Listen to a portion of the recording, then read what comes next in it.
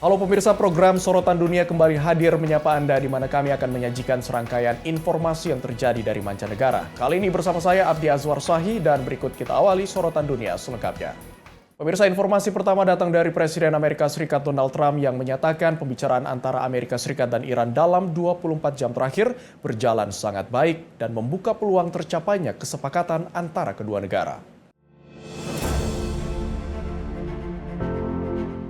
Dalam pernyataannya di Gedung Putih, Donald Trump mengatakan, pemerintah Amerika Serikat telah melakukan pembicaraan positif dengan Iran dalam 24 jam terakhir dan menilai peluang tercapainya kesepakatan masih terbuka lebar. Trump juga menyebut, Iran diklaim ingin segera mencapai kesepakatan, meski hingga saat ini belum ada rincian resmi mengenai bentuk kesepakatan yang sedang dibahas. We want to make a deal badly, and we'll see if we get there. If we get there, they can't have nuclear weapons. It's very simple, but what's not to submit? So they had a Navy with 159 ships, and now every ship is blown to pieces, and their leaders are all dead. So I think we won. With that being said, they want to make a deal. We've had very good talks over the last 24 hours, and it's very possible that we'll make a deal. Yeah, Pembicaraan ini menjadi sorotan internasional di tengah hubungan tegang antara Washington dan Teheran, yang dalam beberapa waktu terakhir diwarnai konflik dan tekanan geopolitik di kawasan Timur Tengah. Sejumlah pihak menilai upaya diplomasi ini dapat menjadi langkah penting untuk meredakan ketegangan, meski negosiasi diperkirakan masih akan berlangsung dinamis. Namun, perkembangan pembicaraan antara Amerika Serikat dan Iran terus menjadi perhatian dunia internasional. Tim redaksi Simpo TV melaporkan. Sementara itu, Perdana Menteri Israel Benjamin Netanyahu menegaskan hubungan dan koordinasi dengan Amerika Serikat tetap berjalan erat di tengah negosiasi dengan Iran. Pernyataan ini muncul saat Washington dan Teheran dikabarkan semakin dekat menuju kesepakatan untuk mengakhiri konflik. Perdana Menteri Israel Benjamin Netanyahu menyatakan dirinya terus menjalin komunikasi intens dengan Presiden Amerika Serikat Donald Trump. Dalam pernyataan video dari rapat Kabinet Keamanan, Netanyahu menyebut pembicaraan dengan Trump hampir dilakukan setiap hari. Ia membantah spekulasi bahwa Israel terkejut dengan langkah diplomasi Washington terhadap Iran. אנחנו מקיימים קשר רציף עם ידידינו בארצות הברית. אני משוחח עם הנשיא טראמפ כמעט על בסיס יומיומי. האנשים שלי והאנשים שלו משוחחים על בסיס יומיומי, כולל היום. ואני אדבר יותר מאוחר גם עם הנשיא טראמפ הלילה. יש בינינו תיאום מלא, אין הפתעות. אנחנו חולקים יעדים משותפים, והיעד החשוב ביותר הוא הצעת החומר המועשר מאיראן, כל החומר המועשר, ופירוק יכולות ההעשרה באיראן. הנשיא טראמפ מאמין שהוא יכול להשיג את זה בדרך זו או בדרך אחרת. אנחנו אבל ערוכים לכל תרחיש, וזו ההנחיה שלי גם לצה"ל ולגורמי הביטחון שלנו. ישראל חזקה מאי פעם, איראן וגורותיה חלשות מאי פעם. Sebelumnya, Menteri Luar Negeri Amerika Serikat, Marco Rubio, menyatakan operasi Epic Fury terhadap Iran telah berakhir. Tak lama setelahnya, Trump mengumumkan penghentian sementara operasi Project Freedom yang berkaitan dengan pengamanan pelayaran di Selat Hormuz. Media Amerika melaporkan Washington dan Teheran kini menjadi dekat menuju kesepakatan awal berupa memorandum 1 halaman. Dokumen itu disebut akan menjadi dasar bagi negosiasi lebih lanjut terkait program nuklir Iran. Sementara itu, Iran menyatakan masih meninjau proposal terbaru dari Amerika Serikat dan belum memberikan respon resmi. Tim redaksi Simpo TV melaporkan. Presiden Amerika Serikat Donald Trump kembali menegaskan sikap tegas Washington terhadap program nuklir Iran. Meski mengisyaratkan adanya perbedaan pandangan dengan Vatikan, Trump menyebut Iran tidak akan diizinkan memiliki senjata nuklir. Presiden Amerika Serikat Donald Trump menegaskan bahwa Iran tidak boleh memiliki senjata nuklir. Pernyataan itu disampaikan saat menjawab pertanyaan wartawan terkait pandangan Paus Leo mengenai isu Iran. Trump menyebut, terlepas dari ada atau tidaknya perbedaan pendapat dengan Vatikan, posisi Amerika Serikat tetap tidak berubah. Well, I can tell you this, that as far as the Pope is concerned, it's very simple. Whether I make him happy or I don't make him happy, Iran cannot have a nuclear weapon. And he seemed to be saying that they can. And I say they cannot. Because if that happened, the entire world would be hostage, and we're not going to let that happen. That's my only message. Sebelumnya, negara-negara barat menuduh Teheran berupaya mengembangkan kapasitas yang dapat mengarah pada pembuatan senjata nuklir.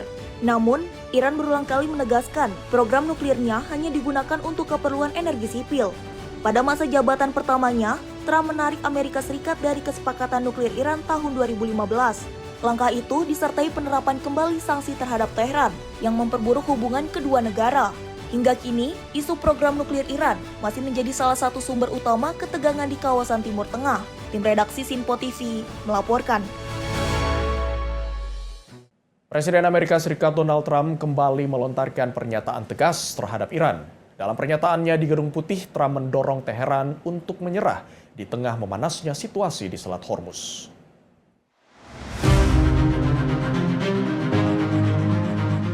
Presiden Amerika Serikat Donald Trump menyerukan Iran untuk mengibarkan bendera putih sebagai tanda menyerah.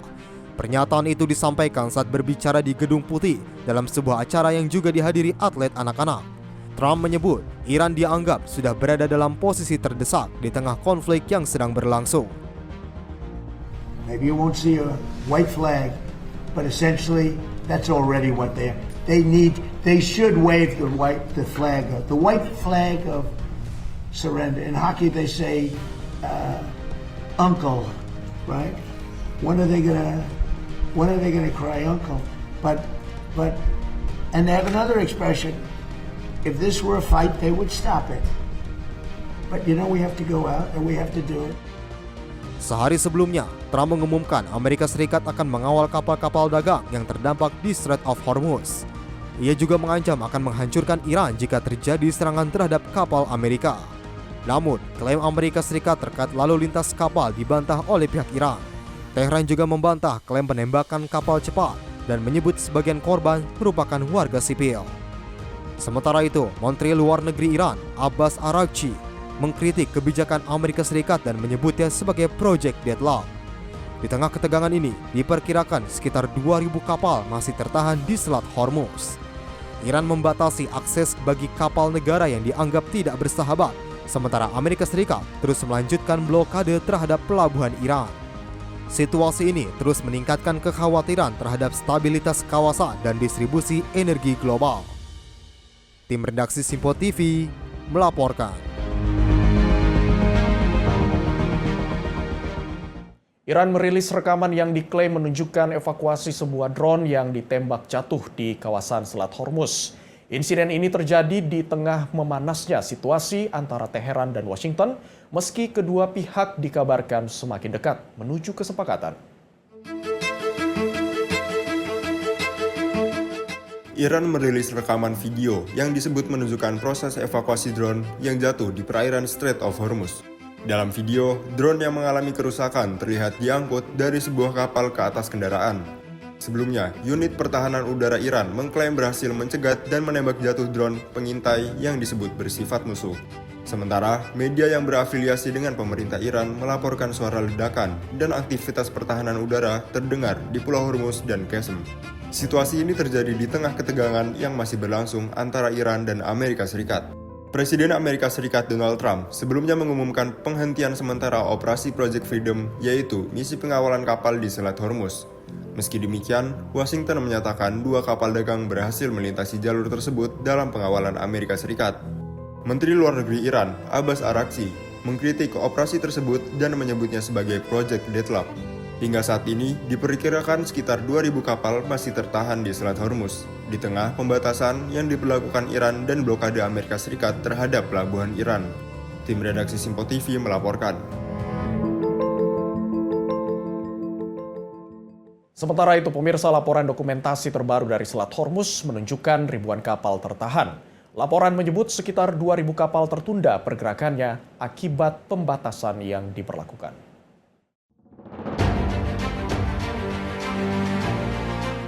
Rekaman terbaru menunjukkan sejumlah besar kapal berlabuh dan menunggu untuk melintasi Selat Hormuz. Di tengah ketidakpastian situasi keamanan di kawasan tersebut. Jalur ini merupakan salah satu rute pelayaran paling penting di dunia bagi distribusi energi global, khususnya untuk pengiriman minyak dan gas ke berbagai negara. Laporan menyebut sekitar 2.000 kapal tertunda pergerakannya akibat pembatasan yang diberlakukan serta meningkatnya resiko keamanan di perairan tersebut. Situasi ini terjadi di tengah sinyal diplomasi antara Amerika Serikat dan Iran, yang disebut mendekati kesepakatan, meski negosiasi masih berlangsung dan belum mencapai titik akhir. Presiden Amerika Serikat Donald Trump sebelumnya menyatakan kesiapan untuk mengakhiri ketegangan jika kesepakatan tercapai, namun tetap memberikan peringatan tegas terkait opsi militer. Namun ia juga mengingatkan kemungkinan eskalasi militer jika perundingan gagal, dengan dampak yang berpotensi meluas ke kawasan sekitar. Hingga saat ini, situasi di Selat Hormuz masih menjadi perhatian dunia, mengingat dampaknya terhadap pasar energi global dan potensi gangguan terhadap rantai pasok internasional. Tim redaksi Sinpo TV melaporkan.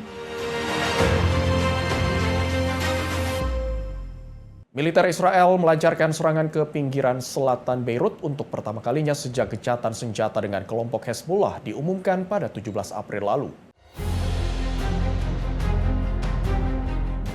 Serangan militer Israel kembali menargetkan kawasan pinggiran selatan Beirut, yang dikenal sebagai salah satu basis kuat militan Hezbollah. Insiden ini menjadi serangan pertama militer Israel ke wilayah tersebut sejak kesepakatan gencatan senjata diberlakukan pada 17 April. Meski gencatan senjata telah diumumkan, bentrokan dan serangan militer dilaporkan masih terus terjadi di wilayah Lebanon Selatan. Hingga saat ini, belum ada laporan resmi mengenai jumlah korban jiwa yang terdampak serangan ini. Namun serangan ini memicu kekhawatiran akan memanasnya kembali konflik di kawasan tersebut. Sejumlah pihak internasional pun terus menyerukan penahanan diri agar ketegangan tidak berkembang menjadi konflik yang lebih luas. Situasi keamanan di Lebanon Selatan dan pinggiran Beirut dilaporkan masih tegang, di tengah meningkatnya kekhawatiran atas stabilitas kawasan Timur Tengah. Tim redaksi Sinpo TV melaporkan. Pemirsa, menjelang peringatan ke-81 Hari Kemenangan Rusia kembali menyiarkan rekaman jejak perayaan megah di Lapangan Merah Moskow tahun lalu. Meski di tengah tekanan boikot Barat, puluhan pemimpin dunia menghadiri acara ini untuk menghormati jasa tentara merah pada Perang Dunia Kedua. Rekaman arsip menampilkan kembali momentum saat alutsista militer Rusia melintasi Lapangan Merah, diiringi atraksi pesawat tempur yang membentuk warna bendera Rusia di langit Moskow. Presiden Vladimir Putin menyambut sejumlah pemimpin besar dunia, mulai dari Presiden Tiongkok Xi Jinping, Presiden Venezuela Nicolas Maduro, hingga Perdana Menteri Slovakia Robert Fico. Tak hanya di ibu kota, kemeriahan juga terlihat di sejumlah kota besar seperti Khabarovsk, Yekaterinburg, Samara, dan Volgograd. Pasukan militer dari 13 negara termasuk Vietnam, Mesir, dan Belarus turut serta dalam parade sebagai bentuk penghormatan internasional. Meski ada desakan boikot dari Kiev dan Sekutu Barat, sebanyak 29 pemimpin negara tetap hadir memperingati berakhirnya Perang Dunia Kedua. Dalam pernyataannya, Presiden Putin menegaskan bahwa kehadiran para pemimpin ini adalah bentuk solidaritas untuk membela kebenaran sejarah dan menghormati jasa para pahlawan. Что нам удалось достойно отпраздновать в мае в Москве и в сентябре в Пекине 80-летие победы во Второй мировой войне. То, что в эти дни мы были вместе, продемонстрировали всему миру нашу солидарность, готовность России и Китая отстаивать историческую правду, бережно хранить память о героическом подвиге народов наших стран, которые ценой десятков миллионов жизней восстановили мир на планете. Dalam kesempatan tersebut, Presiden Venezuela Nicolas Maduro turut memuji peran besar tentara merah dalam sejarah dunia. Verdaderamente el Ejército Rojo, con su gran victoria de hace 80 años, el pueblo ruso y el pueblo soviético y sus héroes políticos, sus héroes militares, con un sacrificio de 27 millones de seres humanos, salvaron a Europa. Pada peringatan tahun ini, pemerintah Rusia memutuskan untuk tidak menampilkan alutsista berat secara langsung karena adanya peningkatan ancaman teroris dari Ukraina. Sebagai gantinya, siaran langsung akan menampilkan rekaman video pasukan Rusia dari garis depan. Untuk menjamin keamanan, Presiden Putin telah menyatakan gencatan senjata pada tanggal 8 dan 9 Mei, sambil memberikan peringatan keras akan adanya serangan balasan masif jika Ukraina mencoba mengganggu jalannya perayaan. Tim redaksi Sinpo TV melaporkan. Serangan udara menghantam kota Zaporozhia di Ukraina pada Rabu waktu setempat dan menimbulkan kerusakan parah. Insiden ini menyebabkan belasan warga tewas dan puluhan lainnya luka-luka di tengah tuduhan pelanggaran gencatan senjata. Kondisi pasca serangan di Zaporozhye menunjukkan kerusakan masif pada sejumlah bangunan serta kendaraan warga yang hancur total. Puing-puing bangunan berserakan di jalanan setelah rudal menghantam kawasan tersebut pada Rabu 6 Mei 2026. Otoritas setempat melaporkan 12 orang tewas dan 39 orang mengalami luka-luka akibat serangan tersebut. Selain pemukiman, kebakaran api juga menghanguskan sebuah toko serta fasilitas industri. Tidak hanya di Zaporozhye, serangan juga terjadi di kota Kramatorsk dan Dnipro. Pihak Ukraina menuduh Rusia telah melanggar gencatan senjata sepihak yang sebelumnya diumumkan oleh Presiden Volodymyr Zelensky mulai 6 Mei. Gencatan senjata tersebut merupakan respon atas usulan jeda perang dari Presiden Vladimir Putin menjelang peringatan Hari Kemenangan Rusia pada 8 hingga 9 Mei. Ukraina menolak gencatan senjata tersebut dan mengancam akan meluncurkan serangan drone ke Moskow pada hari kemenangan. Di sisi lain, Moskow belum memberikan komentar resmi terkait serangan di Zaporozhye ini. Namun Rusia secara konsisten membantah telah menargetkan warga sipil dan menegaskan hanya menyasar lokasi yang terkait dengan kepentingan militer. Ketegangan ini meningkat setelah sebelumnya serangan drone Ukraina dilaporkan menghantam gedung tinggi di Moskow dan merusak puluhan apartemen di Sebosari. Konflik yang berlangsung sejak Februari 2022 ini terus memanas tanpa tanda-tanda reda. Tim redaksi Sinpo TV melaporkan. Pemirsa, ledakan terjadi di sebuah tambang batubara di Kolombia. Insiden tersebut menyebabkan 9 penambang tewas dan 6 orang lainnya luka-luka. 9 penambang dilaporkan tewas dan 6 lainnya mengalami luka-luka setelah ledakan terjadi di tambang batubara La Chechuida di wilayah Ceuta Tausa, Cundinamarca, Kolombia. Dalam rekaman video menunjukkan rumah sakit El Salvador di Ubate, tempat 5 korban luka dirawat dalam kondisi stabil. 1 korban lainnya dipindahkan ke rumah sakit di Bogota karena kondisi yang serius. Pihak rumah sakit menyebut salah satu pasien mengalami cedera kepala berat dan komplikasi baru akibat paparan gas. Pasien tersebut harus mendapatkan penanganan intensif termasuk intubasi dan bantuan pernapasan dengan ventilator. Ledakan terjadi pada Senin saat 15 penambang sedang bekerja di bawah tanah. Tambang tersebut dikelola oleh Carbonera Los Pinos. Gubernur Cundinamarca menyebut ledakan diduga dipicu oleh akumulasi gas di dalam tambang. Iniciamos el desplazamiento con la ambulancia más cercana. Se desplaza ella, pero al informarnos que son varios los afectados o los atrapados, decidimos enviar una segunda ambulancia para dar el apoyo. Efectivamente, al llegar comenzamos a recibir pacientes. En el primer paso, en la primera fase de la atención, encontramos un paciente que ya habían rescatado por propios medios desde la mina y nos trasladan a nosotros a la ambulancia. Es el primer paciente que tenemos acá en la atención en el hospital de Ubate. Sebelumnya, pada 9 April, lokasi tambang ini telah diperiksa dan mendapatkan rekomendasi keselamatan, termasuk imbauan untuk menutup terowongan tambang yang sudah tidak digunakan guna mencegah penumpukan gas berbahaya. Tim redaksi Sinpo TV melaporkan. Sementara itu, pemirsa, tim penyelamat masih terus melakukan proses evakuasi pasca ledakan pabrik kembang api di Liuyang, China. Insiden tersebut menyebabkan 26 orang tewas dan puluhan lainnya luka-luka. Tim penyelamat pada Selasa waktu setempat masih terus membersihkan puing dan reruntuhan di lokasi ledakan pabrik kembang api di Liuyang, China. Rekaman video menunjukkan petugas pemadam berupaya memadamkan titik api yang masih membara dan asap terus mengepul dari lokasi. Sementara itu, alat berat dikerahkan untuk membersihkan sisa bangunan yang hangus terbakar. Lebih dari 1.500 petugas darurat dikerahkan, termasuk ratusan personel khusus untuk penanganan insiden tersebut. Pihak pemadam kebakaran menyebut proses pencarian dan penyelamatan terkendala besarnya skala kerusakan. Selain itu, material peledak yang masih tersisa di area gudang menjadi ancaman bagi keselamatan petugas. Hampir seluruh struktur bangunan di lokasi runtuh menyisakan reruntuhan yang luas dan menyulitkan proses evakuasi. Sejumlah korban mendapatkan perawatan di Rumah Sakit Rakyat Liuyang. 6 orang dilaporkan masih dalam kondisi kritis, sementara puluhan lainnya dalam kondisi stabil. Warga dalam radius 3 km dari lokasi turut dievakuasi. Salah satu warga menyebut kondisi di lokasi hancur total akibat ledakan. 库区存放大量火药，一时难以转运，直接威胁救援人员安全。二是现场复杂，厂区的墙体、梁柱、屋顶基本坍塌，形成大量废墟，人员被埋，通道堵塞，救援条件受限。 Selanjutnya, Presiden China Xi Jinping meminta dilakukan penyelidikan menyeluruh serta penegakan tanggung jawab atas insiden tersebut. Tim redaksi Sinpo TV melaporkan.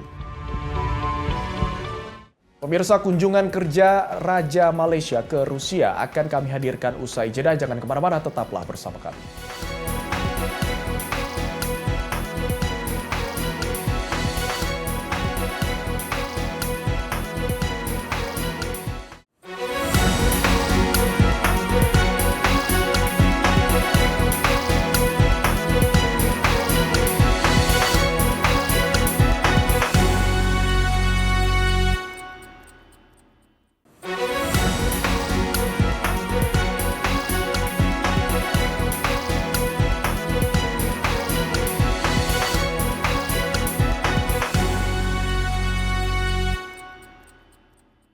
Terima kasih pemirsa, Anda masih bersama kami dalam Sorotan Dunia.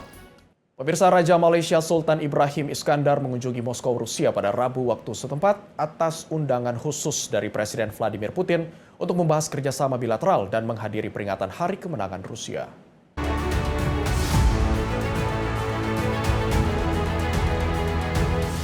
Pesawat yang membawa Raja Malaysia Sultan Ibrahim Iskandar mendarat di Bandara Moskow pada Rabu 6 Mei 2026. Sultan Ibrahim turun dari pesawat dan menerima sambutan langsung dari delegasi Rusia sebelum meninggalkan area bandara dengan pengawalan ketat iring-iringan kendaraan. Dalam kunjungan kerja ini, Sultan Ibrahim dijadwalkan mengadakan pertemuan resmi dengan Presiden Rusia Vladimir Putin. Selain pembicaraan tingkat tinggi, sang raja akan menghadiri parade Hari Kemenangan dan mengikuti sejumlah acara terkait lainnya di ibu kota Rusia. Halaman Facebook resmi kerajaan menyatakan bahwa Presiden Rusia Vladimir Putin mengundang Sultan Ibrahim secara khusus. Ini merupakan bentuk penghargaan tertinggi pemerintah Rusia terhadap Malaysia. Sebelumnya, Sultan Ibrahim terakhir kali mengunjungi Rusia pada Januari 2026 dan bertemu Putin di Museum Hermitage Saint Petersburg. Hari Kemenangan memperingati berakhirnya World War II dan masyarakat Rusia serta negara-negara CIS merayakannya setiap 9 Mei.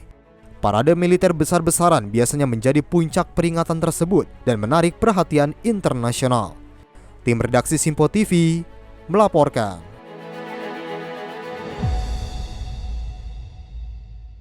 Sementara itu, Menteri Luar Negeri Iran melakukan kunjungan ke Beijing di tengah upaya mencari solusi atas konflik yang masih berlangsung antara Iran dan Amerika Serikat. Dalam pertemuan diplomatik di Beijing, Menteri Luar Negeri Cina Wang Yi menyerukan gencatan senjata menyeluruh untuk mengakhiri konflik yang telah berlangsung selama 2 bulan. Pertemuan tersebut digelar saat Menteri Luar Negeri Iran, Abbas Araghchi, melakukan kunjungan ke Cina untuk membahas perkembangan konflik yang terjadi di Timur Tengah, serta upaya diplomasi yang dapat ditempuh guna mengakhiri konflik.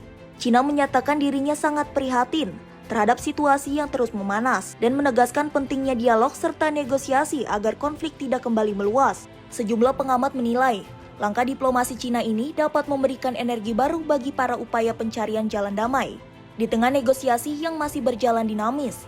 Namun sampai saat ini belum ada kesepakatan resmi yang dicapai. Namun pertemuan Iran dan Cina ini menjadi sinyal berkelanjutan upaya diplomasi untuk meredakan ketegangan di kawasan Timur Tengah. Tim redaksi Sinpo TV melaporkan.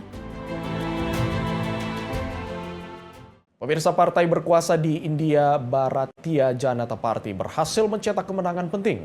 Partai ini merebut kendali West Bengal, wilayah yang selama ini menjadi basis kuat oposisi. Partai yang dipimpin Perdana Menteri Narendra Modi berhasil mengalahkan kekuatan oposisi yang selama ini mendominasi West Bengal. Kemenangan ini dianggap sebagai terobosan besar, mengingat wilayah tersebut selama ini dikenal sebagai basis kuat oposisi. Keberhasilan ini juga dinilai akan memperkuat posisi Partai Bharatiya Janata Party dalam peta politik nasional India. आज का ये दिन ऐतिहासिक है, अभूतपूर्व है। बंगाल के भाग्य में आज से एक नया अध्याय जुड़ गया। Usai kemenangan tersebut, Narendra Modi menyampaikan pernyataan yang menekankan komitmen pemerintah untuk melanjutkan pembangunan dan memperkuat persatuan nasional. Sementara itu, sejumlah analisis menilai hasil ini menunjukkan meluasnya pengaruh Bharatiya Janata Party di berbagai wilayah India dan menjadikannya sejarah baru politik di India. The recent democratic elections, there is no communist government in power in any state of the country. Proses transisi kepemimpinan di West Bengal terus berjalan seiring hasil pemilu yang diperkirakan akan mempengaruhi dinamika politik India ke depannya. Tim redaksi Simpo TV melaporkan. Dinas Keamanan Federal Rusia atau FSB merilis rekaman video penangkapan 5 orang yang diduga terlibat aksi mata-mata untuk Ukraina.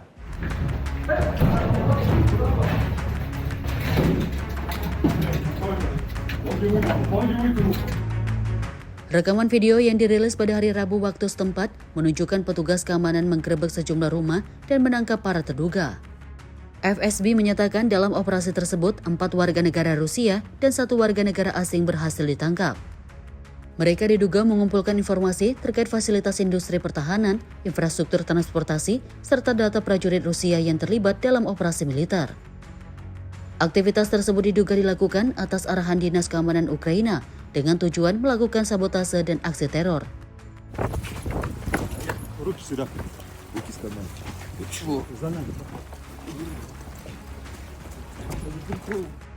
Penyelidik juga tengah mendalami dugaan pelanggaran terkait aksi terorisme, sabotase, penggunaan bahan peledak, serta perolehan dan distribusi ilegal data pribadi. Tim redaksi Simpo TV melaporkan. Sebuah kapal pesiar ditolak bersandar di Tanjung Verde setelah diduga terjadi wabah hantavirus di dalam kapal. 3 penumpang dilaporkan meninggal dunia dan otoritas setempat langsung mengambil langkah darurat untuk mencegah penyebaran.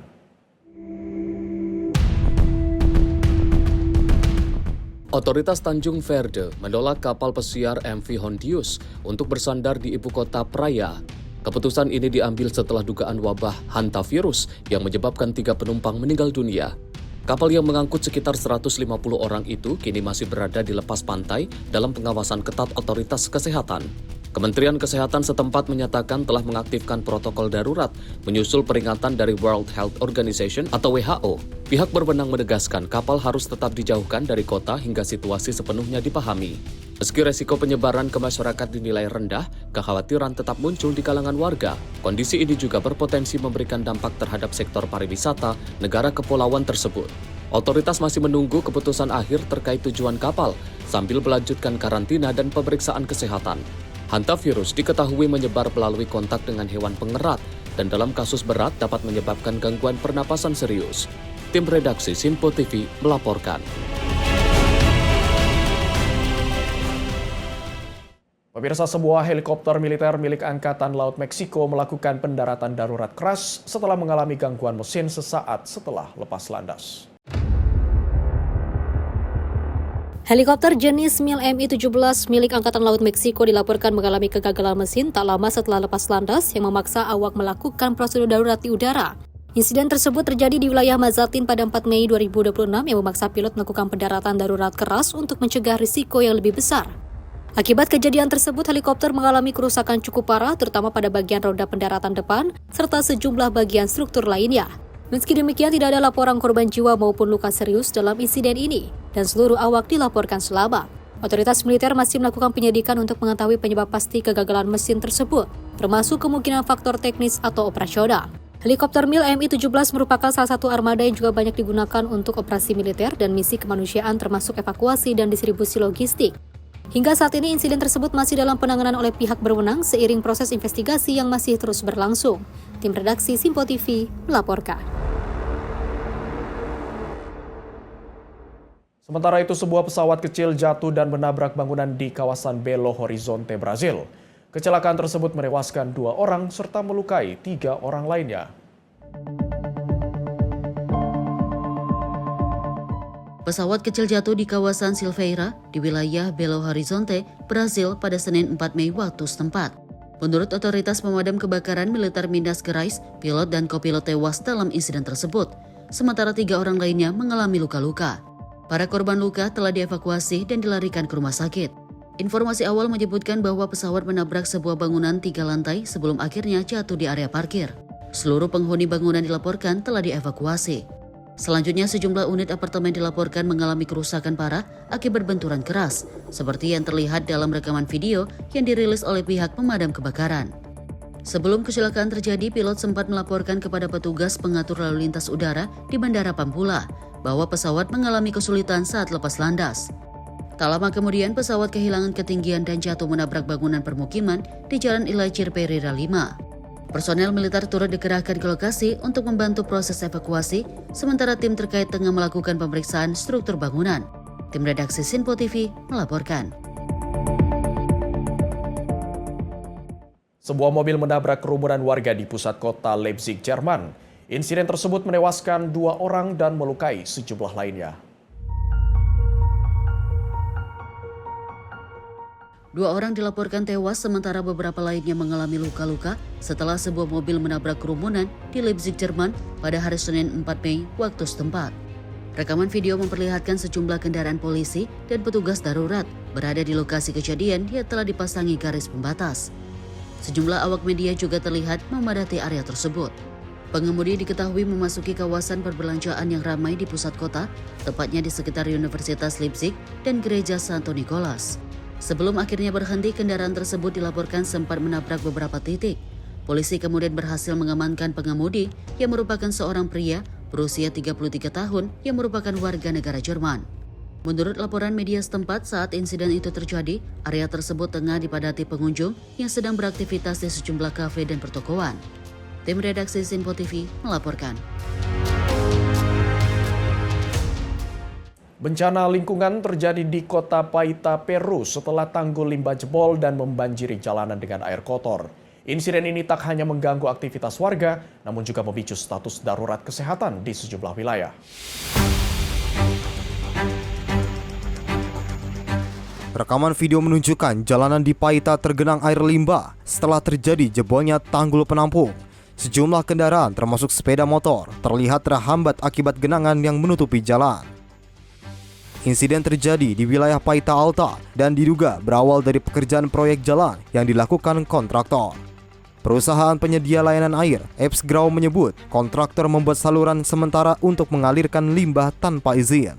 Akibatnya, terjadi penumpukan air limbah yang akhirnya menyebabkan struktur penahan jebol. Luapan limbah kemudian mengalir ke jalan dan pemukiman warga. Pihak berwenang menghentikan sementara pasokan air bersih di sektor El Tablazo hingga kondisi kembali normal. Di sektor San Martin Oriente, sejumlah rumah terdampak dan siswa dari sekolah San Francisco terpaksa dievakuasi. Langkah ini diambil untuk menghindari risiko kesehatan akibat paparan air limbah. Hingga saat ini, belum ada data resmi terkait jumlah rumah dan kendaraan yang terdampak. Pihak berwenang masih melakukan penanganan dan penyelidikan terkait insiden ini. Tim redaksi Sinpo TV melaporkan.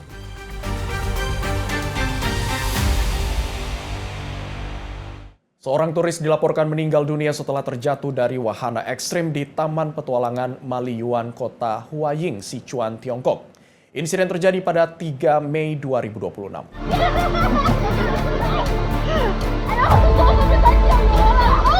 Rekaman video yang viral di media sosial menunjukkan detik-detik korban saat mencoba wahana Flying Fox di kawasan pemandian air terjun Batu Lembut. Sebelum meluncur, korban sempat mengeluhkan tali pengaman yang terlihat longgar dan hendak lepas. Namun petugas di lokasi tidak mengindahkan peringatan tersebut dan tetap melanjutkan operasi wahana. Korban kemudian meluncur, namun tali pengaman diduga putus saat di atas ketinggian. Akibatnya korban terjatuh di antara tebing dan mengalami luka benturan parah yang menyebabkan kematian. Insiden ini memicu reaksi keras dari warganet yang menilai standar keselamatan wahana sangat buruk. Sejumlah pihak mendesak agar insiden ini diselidiki secara menyeluruh. Mengingat keselamatan pengunjung seharusnya menjadi prioritas utama dalam wisata ekstrim. Tim redaksi Sinpo TV melaporkan. Pemirsa, juri pengadilan Amerika Serikat menyatakan mantan bintang American Football Stephen Diggs tidak bersalah atas tuduhan penganiayaan koki pribadi pada 5 Mei 2026. Vonis bebas tersebut mengakhiri persidangan emosional terkait dugaan kekerasan fisik yang menjerat sang atlet. Juri persidangan secara resmi membebaskan Stephen Dix dari 2 tuduhan utama. Tuduhan tersebut meliputi tindakan pencekikan serta serangan dan kekerasan fisik. Kasus bermula dari perselisihan terkait masalah pembayaran gaji antara Dix dengan koki pribadinya. Namun dalam persidangan, pihak juri menyatakan bahwa bukti-bukti yang ada tidak cukup untuk membuktikan tindak pidana tersebut. Stephen Dix tampak sangat emosional dan menahan tangis saat mendengar pembacaan vonis tidak bersalah tersebut. Hakim kemudian menerima putusan juri dan menyampaikan terima kasih atas kinerja juri selama proses persidangan berlangsung. Dengan putusan ini, seluruh tuduhan kriminal terhadap Stephen Dix resmi diberhentikan. Tim redaksi Sinpo TV melaporkan. Pemirsa, kemenangan Demokrat di Michigan akan kami hadirkan usai jeda berikut ini. Tetaplah bersama kami.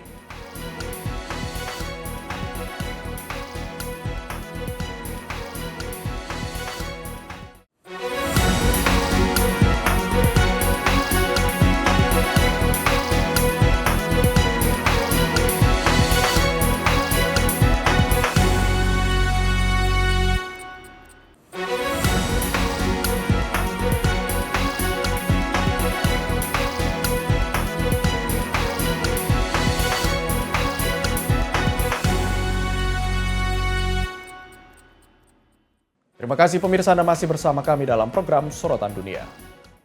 Pemirsa, kandidat Partai Demokrat Cedric Green memenangkan pemilu khusus di Distrik Senat ke-35 Michigan. Kemenangan ini memastikan Partai Demokrat mempertahankan kendali atas Senat negara bagian hingga masa jabatan Gubernur Gretchen Whitmer berakhir. Pemilih di Distrik Senat ke-35 Michigan menetapkan Cedric Green sebagai pemenang dalam pemilu khusus. Veteran marinir dan mantan kapten pemadam kebakaran ini mengalahkan rivalnya untuk mengisi kursi kosong di Senat negara bagian. Kemenangan ini membawa dampak strategis bagi Partai Demokrat. Partai Demokrat mengamankan mayoritas kursi di Senat untuk mengontrol arah kebijakan hingga sisa masa jabatan Gubernur Gretchen Whitmer berakhir. Cedric Green meraih suara di distrik Deep Purple yang selama 1 dekade terakhir cenderung mendukung Partai Republik. Para analis menilai kemenangan Green sebagai bentuk dukungan pemilih terhadap agenda Gubernur Whitmer. Pemerintah negara bagian Michigan memiliki jalur terbuka untuk mengesahkan berbagai peraturan dan kebijakan hingga periode jabatan berakhir. Tim redaksi Sinpo TV melaporkan. Sementara itu, sebuah tornado kuat menerjang wilayah Oklahoma, Amerika Serikat, menyebabkan kerusakan parah pada sejumlah rumah warga dan memaksa penutupan akses jalan.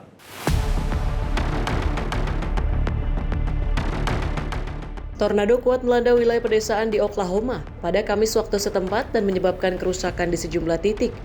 Angin kencang merobek atap bangunan dan merobohkan tiang listrik di sejumlah area terdampak, serta menyebabkan gangguan infrastruktur. Sejumlah rumah dilaporkan mengalami kerusakan parah akibat terjangan angin puting beliung yang datang secara tiba-tiba. Insiden ini juga menyebabkan sejumlah akses jalan warga harus ditutup sementara demi keselamatan warga dan untuk mendukung proses evakuasi. Tim darurat segera diterjunkan ke lokasi untuk melakukan evakuasi dan penanganan dampak bencana, serta memberikan bantuan kepada warga terdampak. Tornado tersebut terjadi di dekat Vance Air Force Base, yang menjadi salah satu titik terdampak dengan kerusakan yang cukup signifikan. Hingga kini belum ada laporan resmi terkait korban jiwa, namun penilaian kerusakan masih berlangsung, dan data terus diperbarui oleh otoritas. Otoritas setempat mengimbau warga untuk tetap waspada terhadap potensi cuaca ekstrim lanjutan yang dapat terjadi dalam beberapa hari ke depan. Tim redaksi Sinpo TV melaporkan. Pemirsa, sebuah insiden terjadi di jalan tol New Jersey, Amerika Serikat saat roda pesawat United Airlines lepas dan menghantam sebuah truk roti. Pengemudi truk mengalami luka ringan dan dilarikan ke rumah sakit. Pesawat United Airlines penerbangan 169 dilaporkan mengalami insiden saat akan mendarat di Newark setelah terbang dari Venezia, Italia. Saat melintasi jalan tol di New Jersey, pesawat tersebut menabrak tiang lampu yang menyebabkan roda terlepas dan menghantam kaca jendela truk roti yang melintas. Truk tersebut sedang menuju Newark dengan membawa muatan produk roti, namun bagian trailer dilaporkan tidak mengalami kerusakan. Pengemudi truk mengalami luka gores ringan dan telah mendapatkan perawatan medis. Hingga saat ini, pihak Federal Aviation Administration dan otoritas pelabuhan New York dan New Jersey masih melakukan penyelidikan terkait insiden ini. Tim redaksi Sinpo TV melaporkan.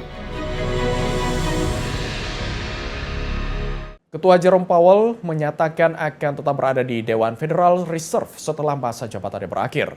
Langkah ini diambil di tengah tekanan dan serangan hukum dari pemerintah Donald Trump.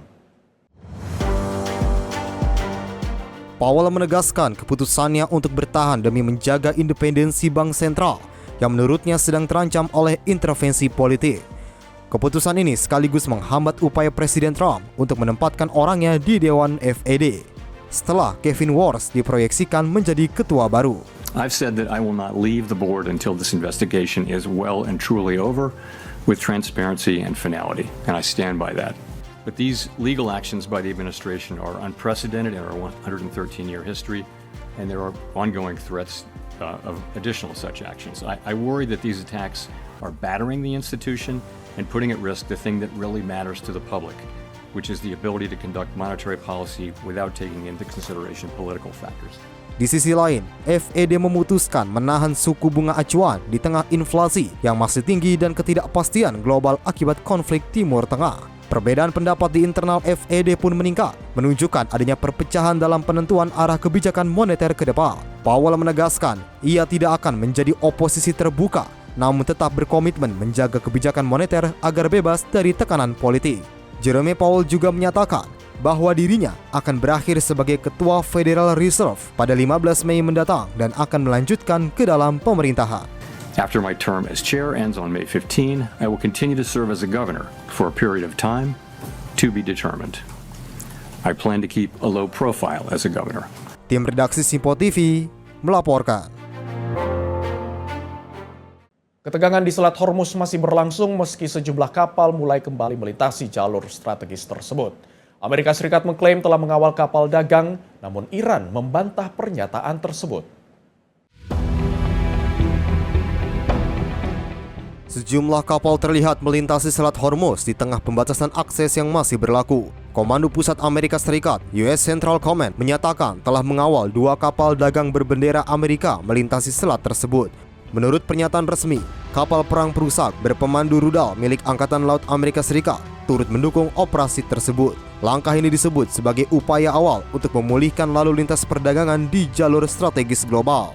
Namun, pihak Islamic Revolutionary Guard Corps atau IRGC membantah klaim dari pihak Amerika dan menyebut hal tersebut tidak benar. Sebelumnya, Presiden Amerika Serikat Donald Trump mengumumkan blokade terhadap pelabuhan Iran. Keputusan itu diambil setelah Iran menyatakan akan menutup Selat Hormuz bagi negara yang dianggap tidak bersahabat.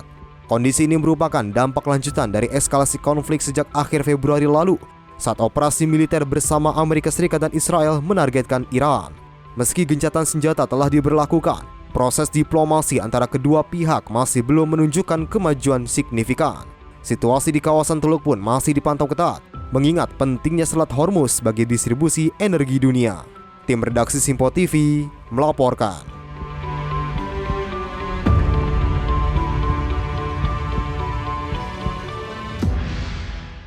Iran merilis rekaman yang diklaim menunjukkan evakuasi sebuah drone yang ditembak jatuh di kawasan Selat Hormuz. Insiden ini terjadi di tengah memanasnya situasi antara Teheran dan Washington, meski kedua pihak dikabarkan semakin dekat menuju kesepakatan.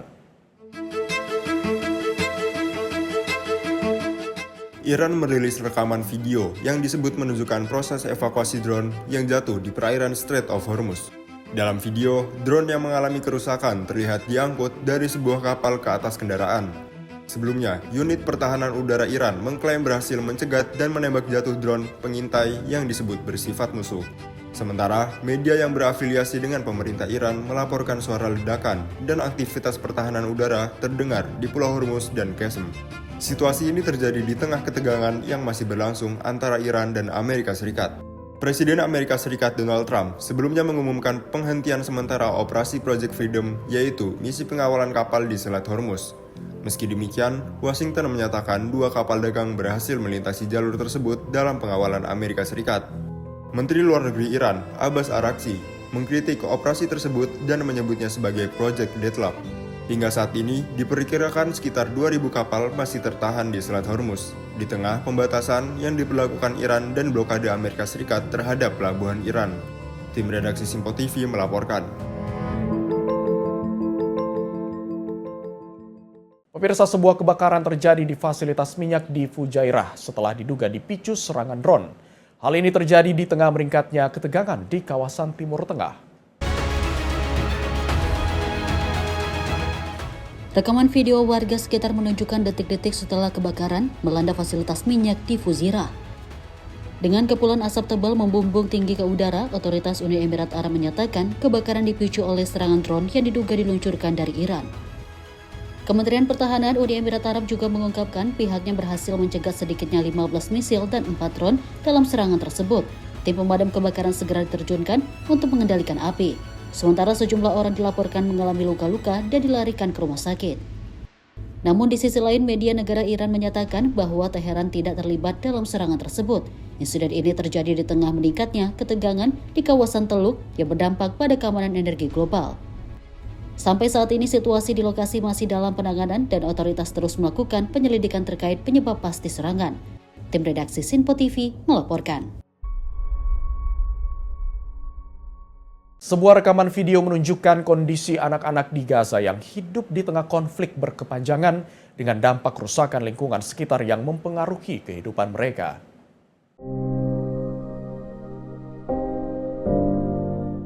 Rekaman video ini menunjukkan kehidupan anak-anak di jalur Gaza yang harus tumbuh di tengah konflik yang terus berlangsung.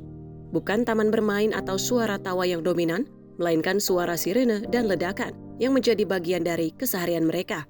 Wajah-wajah kecil itu terlihat tetap menyimpan harapan meski harus hidup di tengah berbagai keterbatasan, ketidakpastian, dan tekanan konflik yang terus berlangsung. Namun mereka masih berusaha bertahan dan menjalani hari-hari dengan segala daya yang mereka miliki. Di usia yang seharusnya dipenuhi keceriaan, mereka justru dihadapkan pada realitas kehilangan, trauma, dan keterbatasan akses kebutuhan dasar. Meski demikian, di tengah kondisi yang serba sulit, masih terlihat secercah ketegaran dan harapan dari anak-anak yang terus berusaha bertahan. Konflik yang tak kunjung usai meninggalkan luka mendalam bagi generasi paling rentan, anak-anak yang menjadi saksi sekaligus korban. Tim redaksi Sinpo TV melaporkan. Sementara itu, pemirsa, ratusan aktivis pro-Palestina menggelar aksi di ibu kota Italia, Roma, menyusul intersepsi flotila bantuan menuju Gaza oleh militer Israel. Ratusan massa menggelar aksi unjuk rasa di jalanan Roma sebagai bentuk solidaritas terhadap Palestina. Mereka membawa bendera dan spanduk solidaritas serta menyalakan suar sebagai bentuk protes terhadap situasi yang terjadi di Gaza. Aksi ini digelar menyusul intersepsi terhadap flotila Global Sumut yang menuju Gaza Strip. Dengan misi kemanusiaan, pihak flotila menyebut ratusan aktivis telah ditahan setelah kapal mereka dihentikan oleh militer Israel. Mereka juga menuduh intersepsi tersebut terjadi di perairan internasional dan melanggar hukum internasional. Sementara itu, otoritas Israel menyatakan sejumlah aktivis akan dibawa ke negara ketiga untuk proses lebih lanjut. Aksi protes di Roma berlangsung damai meski diwarnai orasi dan seruan solidaritas dari para peserta aksi. Flotila Global Sumut sebelumnya berangkat dari Barcelona dengan ratusan peserta dari berbagai negara yang ingin menyalurkan bantuan ke Gaza. Hingga saat ini situasi terkait intersepsi masih menjadi sorotan internasional di tengah ketegangan yang berlanjut di kawasan Timur Tengah. Tim redaksi Sinpo TV melaporkan.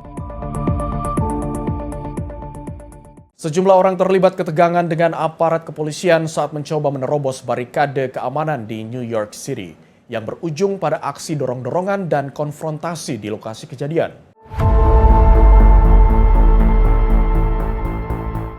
Rekaman video menunjukkan kerumunan massa yang berusaha mendekati dan menerobos barikade polisi di sejumlah titik di New York City. Dalam insiden tersebut terjadi dorong-dorongan dan konfrontasi dengan petugas yang berupaya mengendalikan situasi. Aksi yang terjadi di New York City diduga merupakan bagian dari unjuk rasa yang digelar untuk menyampaikan aspirasi dan tuntutan tertentu. Sejumlah peserta aksi terlihat berupaya mendekati area yang dibatasi dengan tujuan menarik perhatian publik serta mendorong pesan mereka agar lebih didengar. Hingga saat ini, belum ada keterangan resmi mengenai tujuan spesifik aksi tersebut. Namun, pihak berwenang masih melakukan pendalaman. Otoritas mengimbau masyarakat untuk tetap tenang dan tidak terprovokasi sambil menunggu informasi resmi lebih lanjut. Tim redaksi Sinpo TV melaporkan. Pemirsa, ribuan warga di Srinagar, India menggelar aksi massal untuk menolak penyalahgunaan narkoba. Kampanye kesehatan publik ini melibatkan berbagai elemen masyarakat, mulai dari pelajar hingga pejabat pemerintah.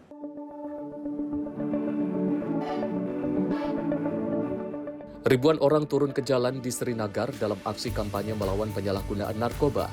Aksi dimulai dari TRC Ground dengan pelepasan oleh Letnan Gubernur Manoj Sinha.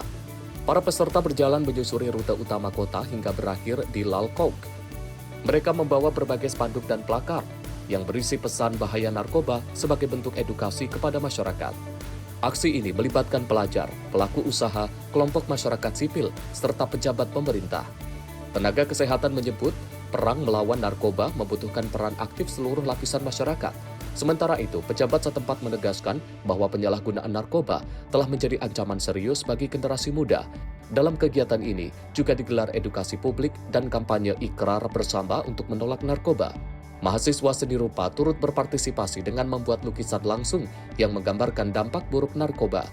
Aksi ini menjadi bagian dari gerakan kolektif untuk meningkatkan kesadaran dan melindungi generasi muda dari bahaya narkotika. Tim redaksi Sinpo TV melaporkan.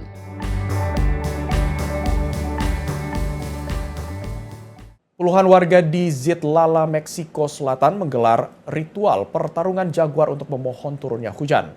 Tradisi ini telah berlangsung selama berabad-abad dan menjadi bagian penting kehidupan agraris masyarakat setempat.